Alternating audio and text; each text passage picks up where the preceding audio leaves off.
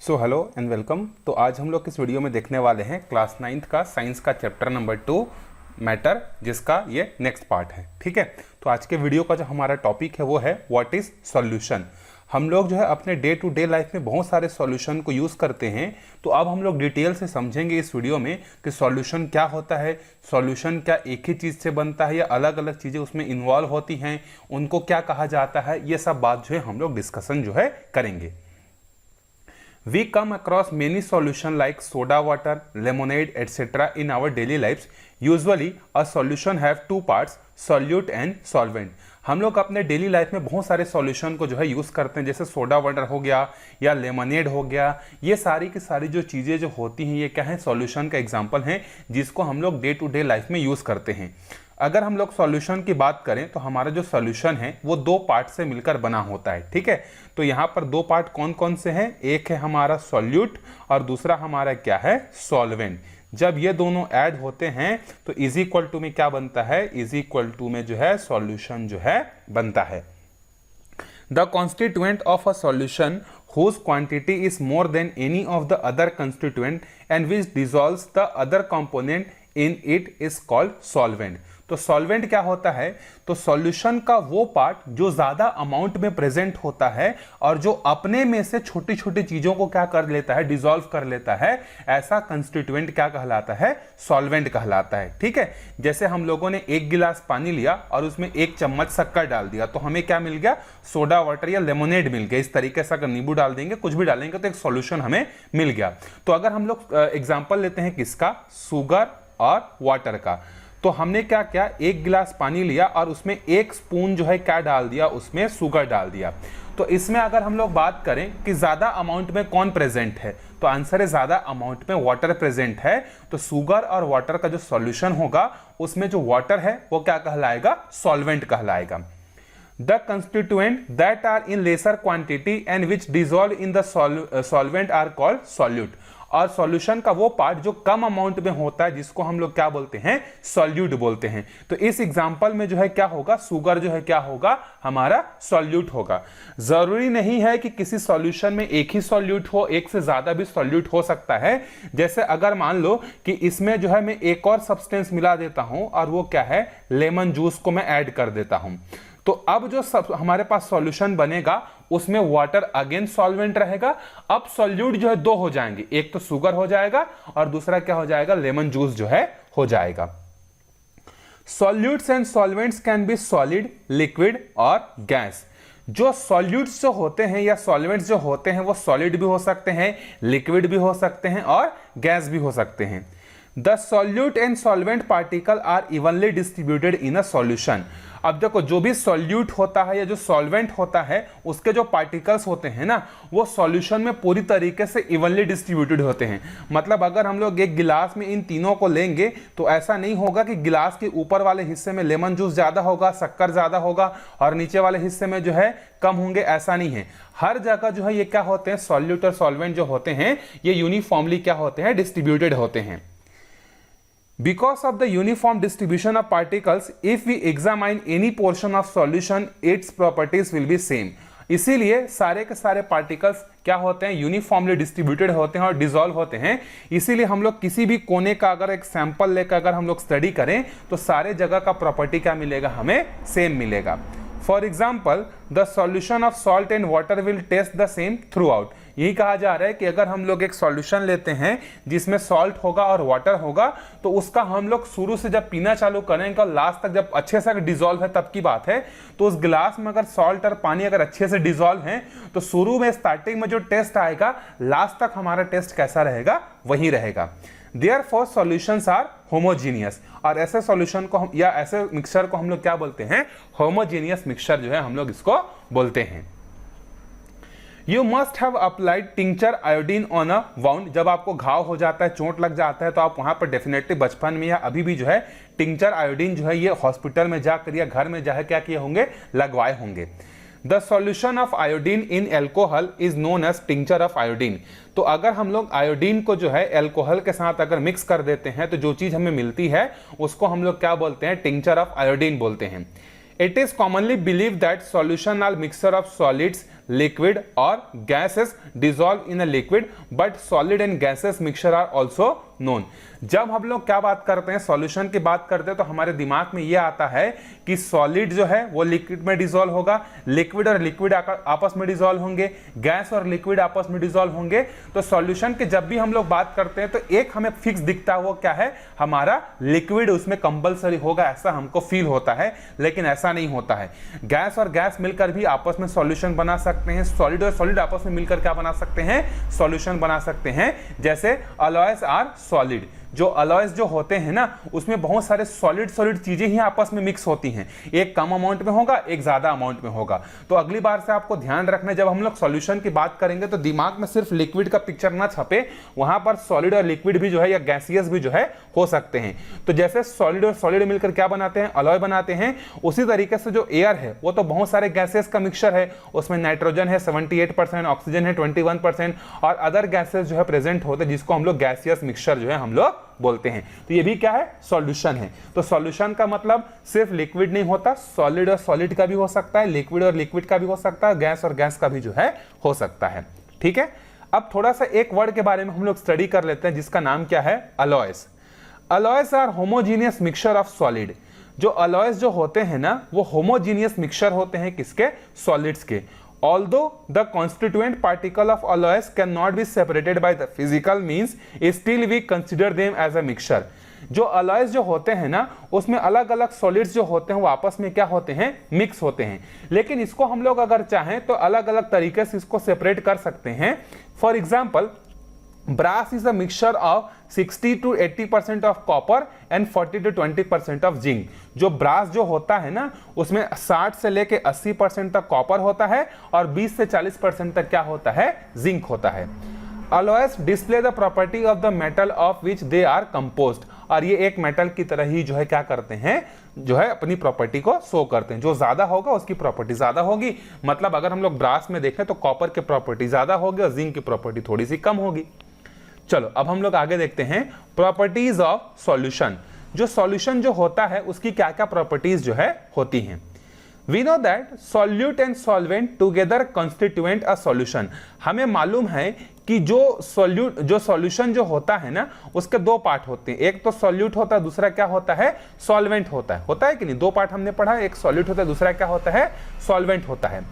A solution can have more than one solute। तो पहली property क्या हो गई कि किसी सॉल्यूशन में एक से ज्यादा सॉल्यूट जो है प्रेजेंट हो सकते हैं। जैसे मैंने आपको बताया कि जो हम लोग शरबत पीते हैं उसमें क्या होता है, वाटर जो होता है वो तो सॉल्वेंट होता है, उसमें क्या क्या मिलता है, सॉल्ट मिलता है, शुगर मिलता है और लेमन जूस मिलता है। तो 3 सॉल्यूट प्रेजेंट है कि नहीं। तो किसी एक सॉल्यूशन में एक से ज्यादा सॉल्यूट जो है प्रेजेंट हो सकते हैं, that is the first property. The constituent of a solution are uniformly distributed at the level of atoms and molecule, that is particle are very small।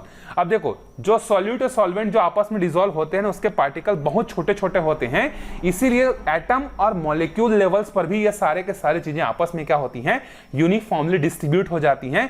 कहीं पर कम डिस्ट्रीब्यूशन, कहीं पर ज्यादा डिस्ट्रीब्यूशन, ऐसा नहीं होता है। Because of very small particle size, the particle of solution cannot be separated by filtration। अगर मान लो हमने नमक और पानी को एक जो है क्या किया, गिलास में लेकर उसको हमने क्या कर दिया, घोल दिया।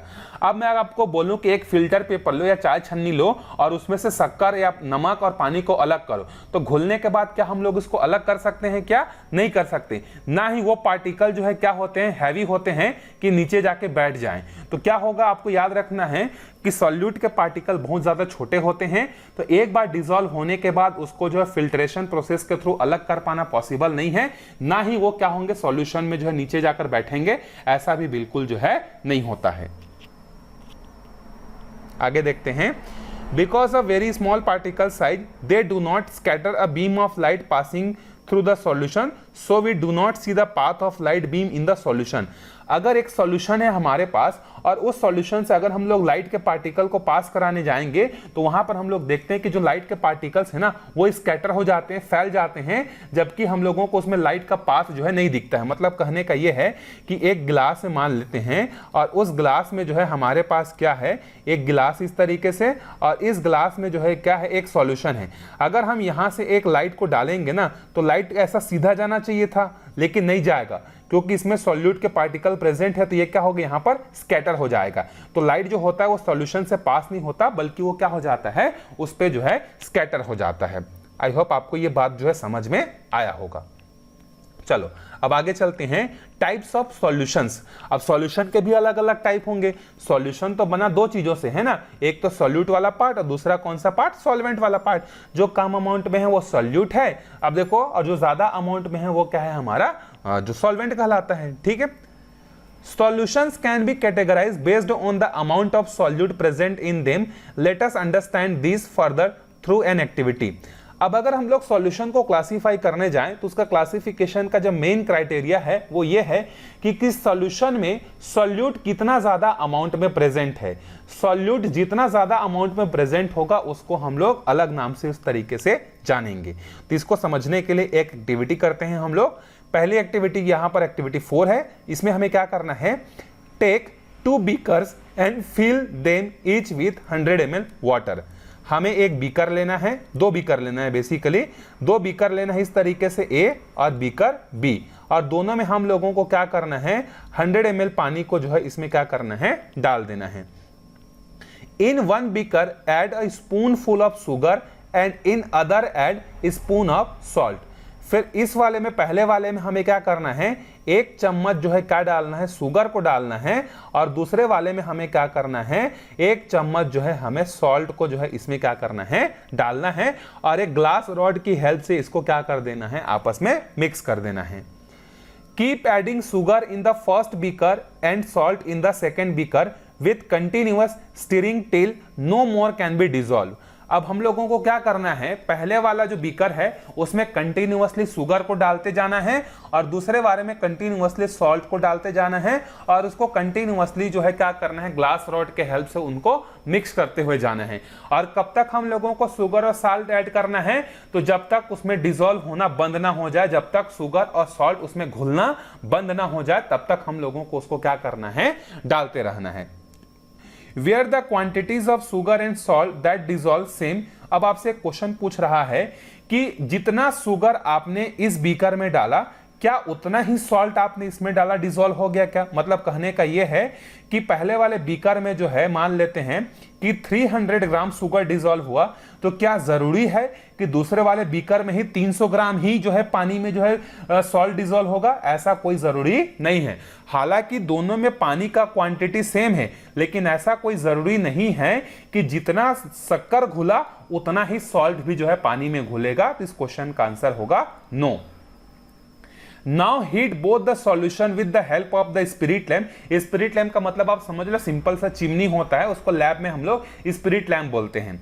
Did the extra sugar and salt dissolve.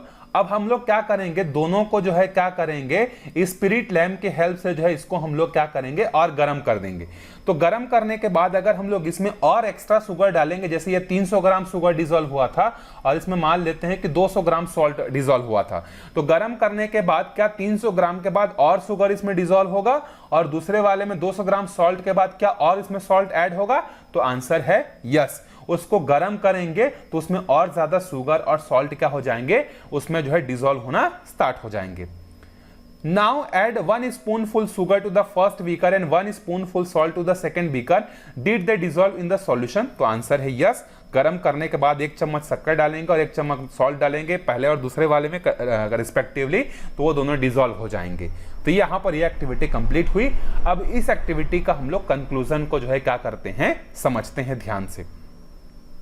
From this activity, we can conclude that at a given temperature, a solvent is capable of dissolving a fixed amount of solute and cannot dissolve more than that। तो इस activity से हमें यह समझ में आ रहा है कि एक पर्टिकुलर टेम्परेचर पर अगर हमारा टेम्परेचर जो है सॉल्यूशन का फिक्स है, तो एक पर्टिकुलर टेम्परेचर में जो सॉल्वेंट होता है वो फिक्स्ड अमाउंट ऑफ सॉल्यूट को ही अपने आप में डिसॉल्व कर सकता है। जैसे ये जो 100 ml जो वाटर है, ये 300 ग्राम शुगर को ही एक फिक्स्ड टेम्परेचर में क्या कर पाएगा, डिसॉल्व कर पाएगा। उसी तरीके से जो दूसरा वाला है, दूसरा वाला बीकर में जो 100 ml पानी है, वो एक फिक्स्ड टेम्परेचर पर 200 ग्राम को ही क्या कर पाएगा, सॉल्ट को जो है अपने आप में डिसॉल्व कर पाएगा। If at a given temperature and for a given volume of the solvent it is not possible to dissolve any more solute, then the solution is called saturated solution। और ऐसे सॉल्यूशन को ही हम लोग क्या बोलते हैं, सैचुरेटेड सॉल्यूशन बोलते हैं। तो सैचुरेटेड सॉल्यूशन क्या होते हैं, ऐसे सॉल्वेंट जो कि एक पर्टिकुलर वॉल्यूम और एक पर्टिकुलर टेम्परेचर में एक फिक्स्ड अमाउंट ऑफ सॉल्यूट को ही अपने आप में डिसॉल्व कर सकते हैं।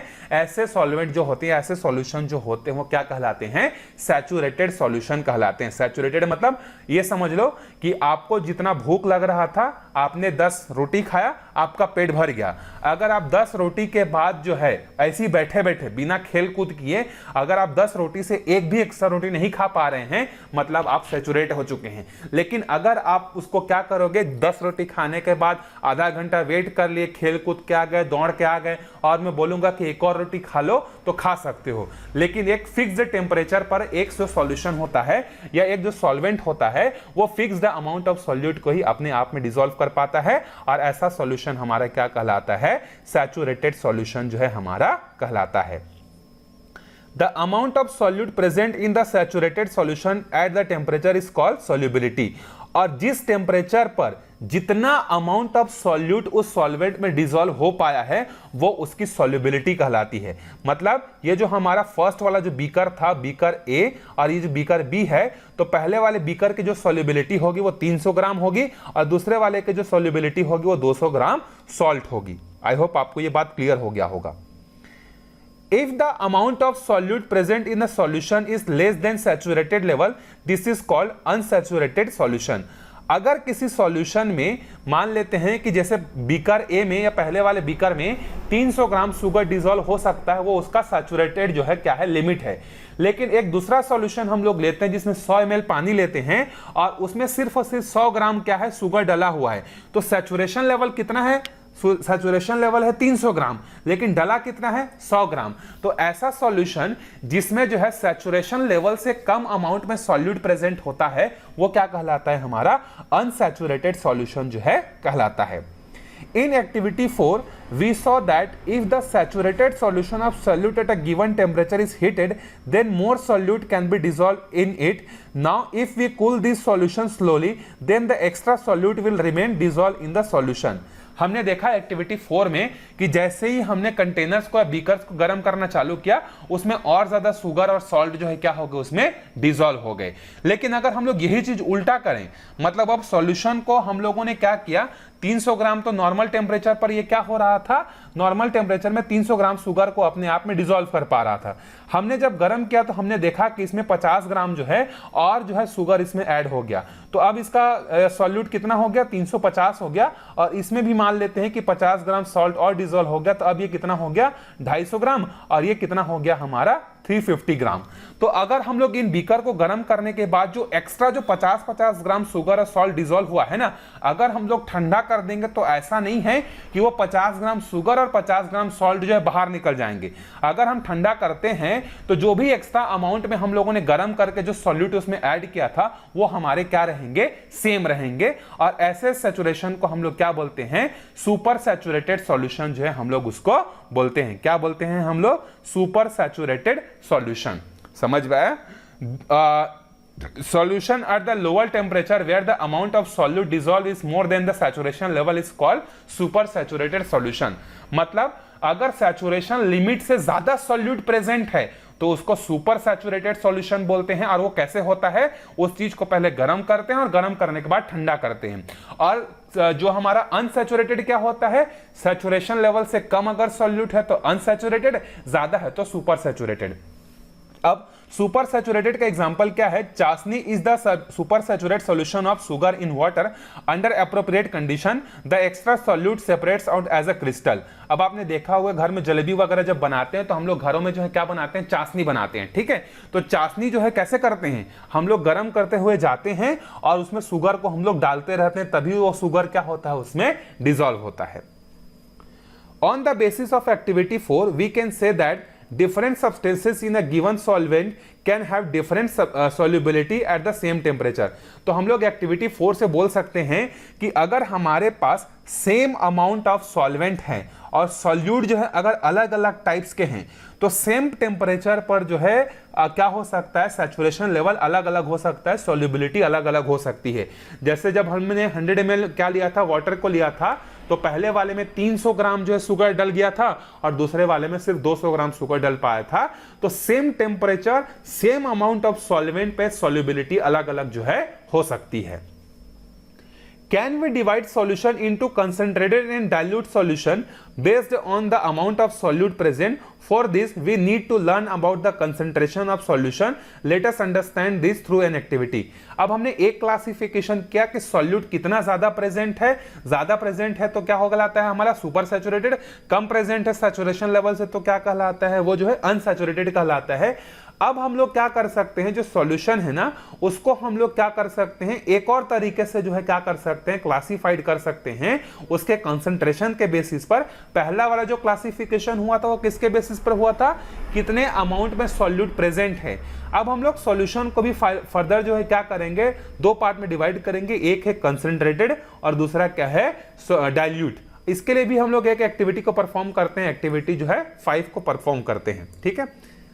Take 2 beaker and label them A and B. Take 100 ml water in each beaker. फिर से हमें 2 बीकर लेना है और एक बीकर का नाम A और दूसरे का नाम B रखना है। उसमें 100 ml पानी को जो है क्या करना है? डाल देना है। Add ½ spoon salt to beaker A and 2 spoon salt to beaker B। पहले वाले बीकर में हम लोग क्या करेंगे? आधा जो है आधा चम्मच शक्कर डालेंगे, सॉल्ट को डालेंगे, और दूसरे वाले में 2 स्पून जो है हम लोग उसमें डालेंगे। Stir the content of the both the beaker vigorously with the glass rod। और एक ग्लास रॉड के हेल्प से उसको हम लोग कंटिन्यूअसली क्या करेंगे? मिक्स कर देंगे।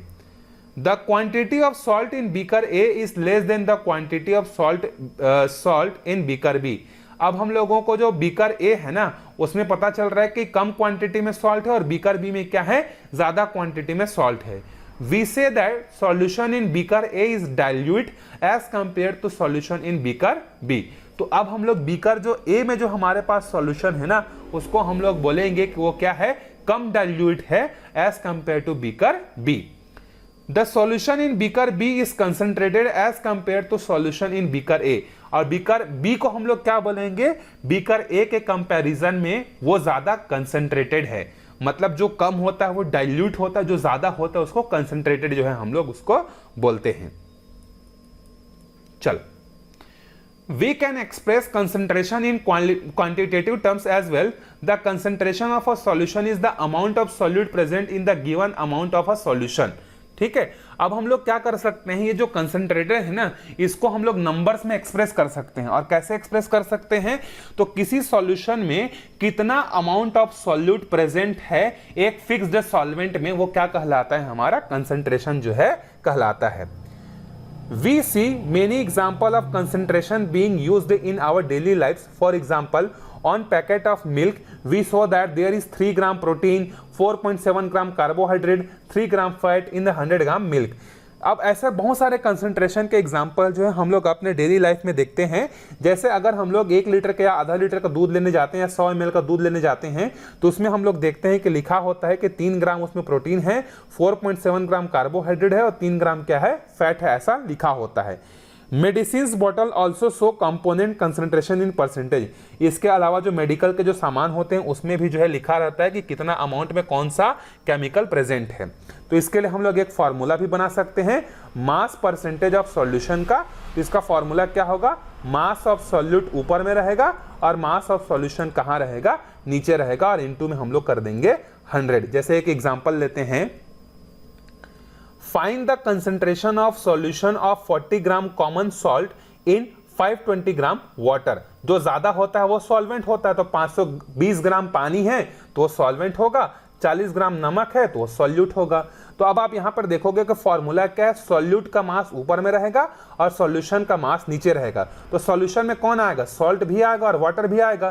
तो जब हमें मास ऑफ सॉल्यूशन निकालना है तो हमें दोनों को ऐड करना पड़ेगा। तो जब हम लोग दोनों को ऐड करेंगे तो सॉल्यूशन का मास हमें कितना मिलेगा, 560 ग्राम, और सॉल्यूट का मास कितना है, 40 ग्राम। तो ऊपर में रखेंगे 40 और नीचे में रखेंगे टोटल, इनटू में 100 करेंगे तो हमें पता चल जाएगा कि उस सॉल्यूशन का कंसंट्रेशन कितना है, 7.14% है। सो आई होप आपको ये वीडियो अच्छे से समझ में आया होगा। अगर आपको समझ में नहीं आया होगा तो कमेंट करके बता सकते हो, मैं कोशिश करूंगा और धीरे और इजी वे में आपको अगले वीडियो से समझाने की कोशिश करूं। एक आपसे रिक्वेस्ट ये भी है कि जितने भी लोग जो है वीडियोस को देखते हैं उसमें से बहुत सारे लोग जो है मतलब लगभग 70% लोग जो होते हैं वो चैनल को सब्सक्राइब नहीं करते हैं। तो आपसे एक रिक्वेस्ट है कि आप चैनल को सब्सक्राइब कर दीजिए ताकि सब्सक्रिप्शन से मुझे मोटिवेशन मिले, मैं और आपके लिए और अच्छे वीडियोस जो है क्या कर सकूं, ला सकूं आगे इन फ्यूचर में भी। तो मेरा जो है मोटिवेशन आप ही लोग हैं, जितने ज़्यादा सब्सक्राइबर होंगे उतना ज़्यादा मुझे मोटिवेशन जो है मिलेगा। सो सब्सक्राइब द चैनल और आगे मिलते हैं अगले वीडियो में, तब तक के लिए बाय बाय।